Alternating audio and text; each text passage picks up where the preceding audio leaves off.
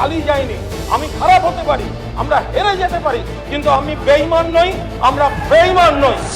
রাজওয়ারি দেখাবেন না, রাজওয়ারি দেখাবেন না। গলার জোর একার নেই, গলার জোর একার নেই। আরে এরা স্যার আমায় ভয় পায়, এরা আমাকে ভয় পায়, তাই বলতে দিচ্ছে না। নারদা ভিডিও ফুটেজের নামের তালিকাটা বলতে হয়, তাহলে বলবেন তো, বলবেন তো যে নামের একটা ব্র্যান্ড ভ্যালু আছে। বন্ধুরা ভালো বলবেন, শত্রুরা খারাপ করবেন, বাট ইউ কান্ট ইগনোর।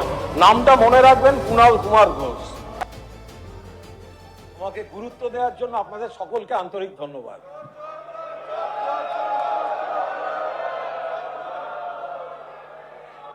বিষয়ের বাইরে যাবেন না, যে আলোচনা হচ্ছে সেটা থাকুন। আপনি স্যার ওদিকটা দেখুন। মাননীয় স্পিকার স্যার,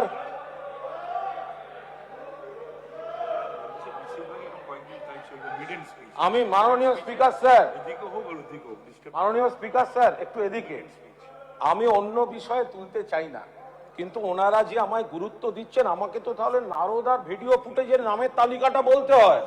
তাহলে বলবেন তো, বলবেন তো, আপনাদের পার্টি অফিস থেকে দেখিয়েছিল, বলবেন তো।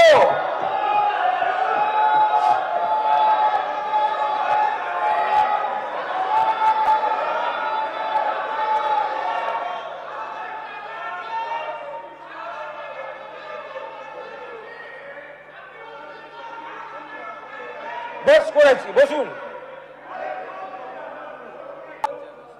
নারদার বিষয়ে উনি উল্লেখ করেছেন, এটা বাইরে চলে যাবে, এটা যুক্ত হবে না। আমি কোনো নাম উল্লেখ করিনি স্যার, আমি কোনো নাম উল্লেখ করিনি।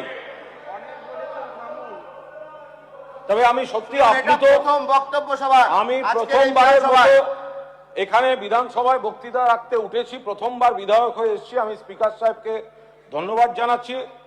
আমি মাননীয় মুখ্যমন্ত্রী এবং পরিষদীয় মন্ত্রী তাদেরও ধন্যবাদ জানাচ্ছি এই বলার সুযোগ দেওয়ার জন্য। এবং আমি খুবই অভিভূত যে নামের একটা ব্র্যান্ড ভ্যালু আছে। বন্ধুরা ভালো বলবেন, শত্রুরা খারাপ করবেন, বাট ইউ কান্ট ইগনোর। নামটা মনে রাখবেন, কুণাল কুমার ঘোষ। রাজ্যপালের ভাষণ, আরে ওয়াশিং মেশিনে কে কে গেল নামগুলো ভাবুন। পুরনোরা অকারণে কেন পাপ ঘায়ে নিচ্ছেন? শুনুন, মাননীয় সদস্য কুণাল ঘোষ ওয়াশিং মেশিনের শব্দ উচ্চারণ করেছেন, এটা কার্যবিবরণীতে যাবে না। প্লিজ এরকম শব্দ ব্যবহার করবেন না। তাতে একটা স্পষ্ট কথা বলি, একটি নতুন সরকার তারা ক্ষমতায় এসেছেন এবং সবেমাত্র ক্ষমতায় এসেছেন। আমি এবং আমরা বিরোধিতা করার জন্য কোনো বিরোধিতা করব না। এতদিন বাদে একটি সরকার এসছেন, তাদের অধিকার রয়েছে কিছুদিন সময় পাওয়ার। আমরা নিশ্চয়ই মানুষের ভোটে জিতে এসেছি। গঠনমূলক বিরোধিতা 100 বার করব, আপনাদের সঙ্গে ঝগড়া হবে, সব হবে, কিন্তু সরকার কিছু করতে গেলেই সেটা খারাপ। বিরোধিতার জন্য বিরোধিতা করা, সেই বিরোধিতা কিন্তু আমরা করব না। 2, না স্বাভাবিক, আমরা যখন আমরা ভোটের আগে আমরা লড়াই করেছি, এবার ভোটে আপনারা জিতেছেন, ভোট নিয়ে আমাদের কিছু অভিযোগ আছে, কিন্তু আপনারা জিতেছেন, আমাদেরও কিছু ভুল ভ্রান্তি ছিল।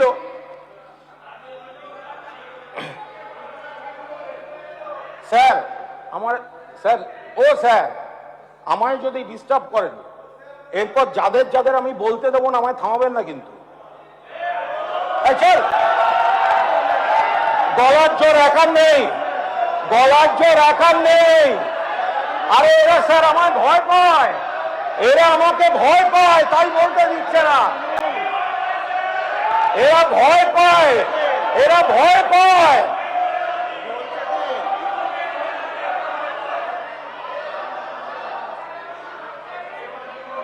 আসলে আসলে আসলে স্পিকার সাহেব ব্যবস্থা করে রেখেছেন যে আসল বিরোধী বেঞ্চ থেকে কথা হলে কথা হবে না, আর ওনার অনৈতিকভাবে মেরুদণ্ডহীন বিরোধী দলনেতাকে বলতে দিলে তখন সেটা বলতে দেয়া হবে।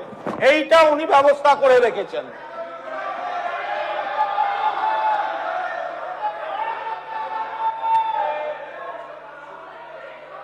দেখুন স্যার, এই যে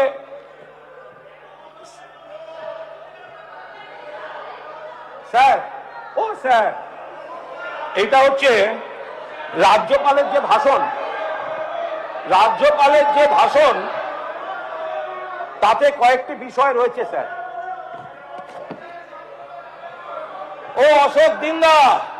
অশোক দিন্দা আপনি তো মেসের দিন মাঠে ছিলেন ফ্যামিলিকে নিয়ে, তা একটু থাকুন না, একটু চুপ থাকুন না। আরে আপনার বাড়ি তাহলে সিআইডি যাচ্ছে না কেন? সিআইডি যাচ্ছেন না কেন আপনার বাড়িতে? স্যার ছবিটা কাটছিল,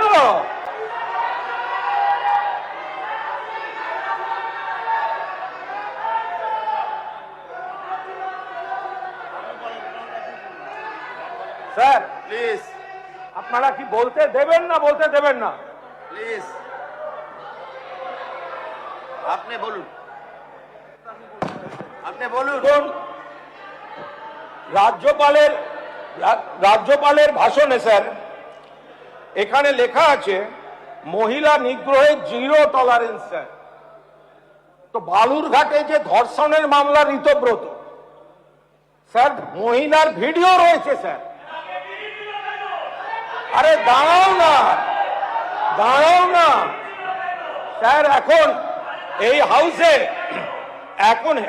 হাউসে যে প্রায় 270 জন বিজেপির বিধায়ক রয়েছেন, প্রায় 270 জন, তার পাশে যা দেখতে পাচ্ছি যে বিধায়ক রয়েছেন বিজেপি বা বিজেপি স্পন্সর্ড বিধায়ক রয়েছেন। আরে দাদা, আমাদের শুনতে হয়েছে আমরা মাত্র 5 জন। আরে পাণ্ডবরাও 5 ছিল, কৌরব কুল কিন্তু 100 থেকেও বাঁচেনি।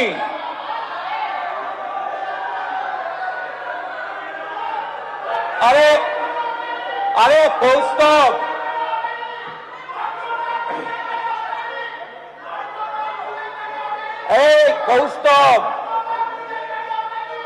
তোমরা আমায় ভয় পাও আমি জানি। আরে বলতে দেবে না স্যার, এটা কি হবে না?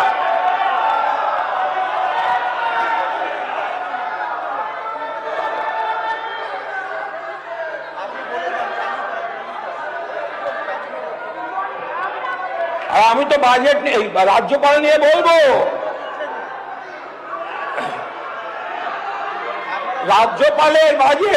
রাজ্যপালের ভাষণ, তাতে স্যার কয়েকটা যা বিষয় রয়েছে সেই বিষয়গুলি স্যার আমরা খানিকটা তো দিয়েওছি সংশোধনী, আবার কয়েকটা জায়গায় স্যার বলার আছে।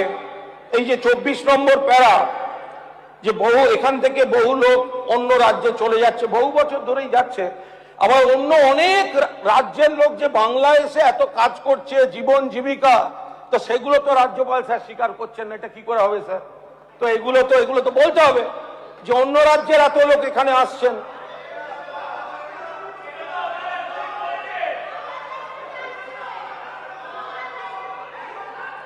বাংলাদেশ থেকে আসছেন বলে যে প্যারাটা রয়েছে দিদি ভাই, তো সেখানে ত্রিপুরা থেকে ধরা পড়ছে কেন?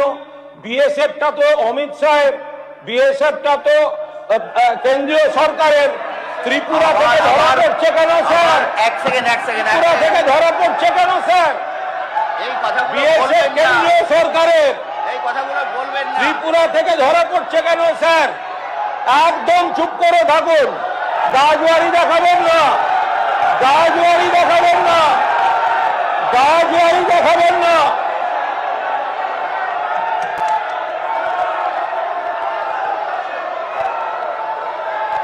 ত্রিপুরায় কাদের ছিল স্যার?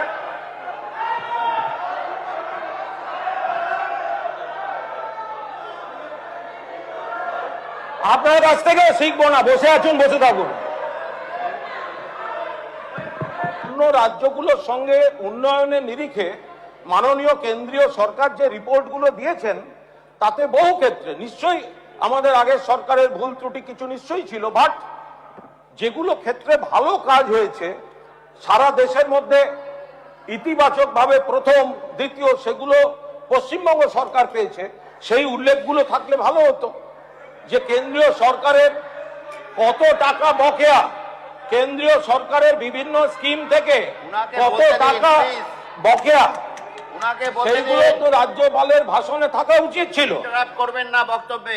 আর একটা হচ্ছে যে সেগুলো তো রাজ্যে যদি না থাকে, আর আমরা অন্য রাজ্যে যে যে যে বিপদগুলো মহামান্য রাজ্যপাল সত্যিই বলেছেন, দেখুন আপনাদের রাজ্যপাল, আমাদের রাজ্যপাল যদি ভালো যেগুলো বলে থাকেন, আপনাদের সরকার যেগুলি ইমপ্লিমেন্ট যদি করেন, সে তো 100% ভালো কথা, সবার লাভ হবে।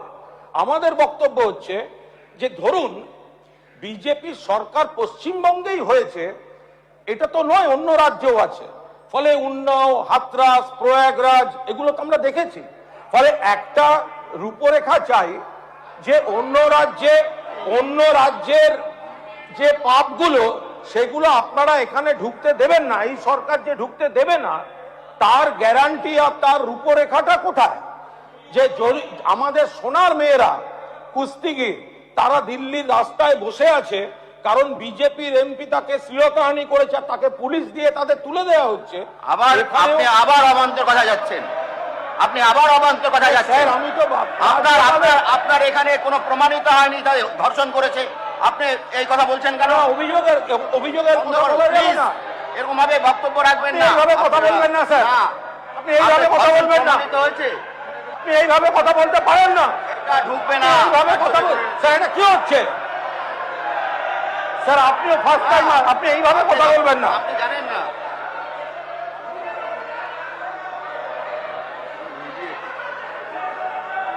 একটু আগে আপনাদেরই বক্তা কোন তৃণমূল বলে একটা আইডেন্টিটি নিয়ে প্রশ্ন তুলেছেন, সেটা কিন্তু রাজনীতি ছিল না। তখন কিন্তু কেউ বলেননি রাজনৈতিক ভাষণ দেবেন না, তখন কিন্তু একজন বলেছেন আপনি বাড়ি গিয়ে গজগজ করুন। এবার তখন কিন্তু ছিল না। আমি আপনাদের পরিষ্কার বলে দিই যে হ্যাঁ, আপনারা যে স্বচ্ছতার কথা বলেছেন, আপনারা যে দুর্নীতি, অন্যান্য নারী নির্যাতন নিয়ে যে রাজ্যপালের ভাষণে কথা বলেছেন, আমরা আশা করব যে যারা,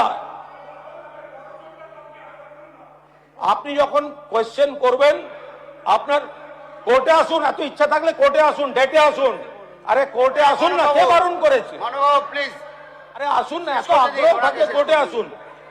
আমার বক্তব্য হচ্ছে স্যার, আপনারা যখন এতখানি সততা স্বচ্ছতার কথা বলেছেন, আমরা নানা অভিযোগ ফেস করেছি ইত্যাদি ইত্যাদি, তাহলে আপনার আশীর্বাদে যে শিবির তৈরি হয়েছে, সেখানে যদি কারুর বিরুদ্ধে এনআইএ গিয়ে থাকে, কৃষি জমি দখলের অভিযোগ থাকে, বেআইনি নির্মাণের অভিযোগ থাকে, মার্ডার কেস থাকে, ইডি গিয়ে থাকে, তাদের বিরুদ্ধেও তদন্তটা চলবে তো স্যার? আপনার রাজ্যপালের ভাষণ বলছেন নারী নির্যাতন রুখবেন, দুর্নীতি রুখবেন, আর আপনার অনৈতিকভাবে নিয়োগ করা যাদের সঙ্গে, স্যার এখনো হাতের আঙুলের কালি যায়নি। আমি খারাপ হতে পারি, আমরা হেরে যেতে পারি, কিন্তু আমি বেঈমান নই, আমরা বেঈমান নই। ফলে ফলে ফলে যা বলছি বুকে চিৎকার করে বলছি, হাতের আঙুল থেকে এখনো কালি যায়নি। আর রাজ্যপাল তার ভাষণে অনেক ভালো কথা আছে, তবে নামাজ হবে না, এটা কোনো কথা স্যার? এটা বলছে নামাজ হবে না, এটা কোনো কথা? এটা এই মুহূর্তে বলেছেন, এই মুহূর্তে বলেছেন, আমাদের মন্ত্রী বলেছেন, এটা কোনো কথা হচ্ছে? আপনি প্লিজ, এটা কোনো কথা হচ্ছে? বন্ধ করুন স্যার, শেষ হয়েছে, স্যার শেষ হয়েছে। আমরা আপনি এবার বন্ধ করুন, সবাইকে দিতে হবে, প্লিজ বন্ধ করুন। একটা তাহলে আপনি অনেক বলেছেন, তাহলে একটা হাইয়েস্ট টাইম, তাহলে স্যার, তাহলে এই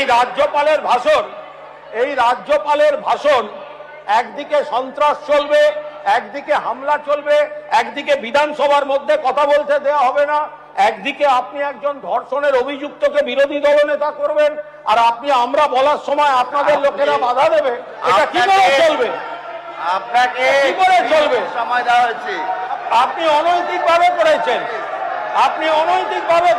এই বসো, তোমায় বলিনি, তুমি বসো। আপনারা আগামী দিনেও বিধানসভার ভেতরে এবং বাইরে আমাকে সমানভাবে ভয় পেয়ে গুরুত্ব দিয়ে চলুন, এই অনুরোধ করে আমার বক্তব্য শেষ করছি।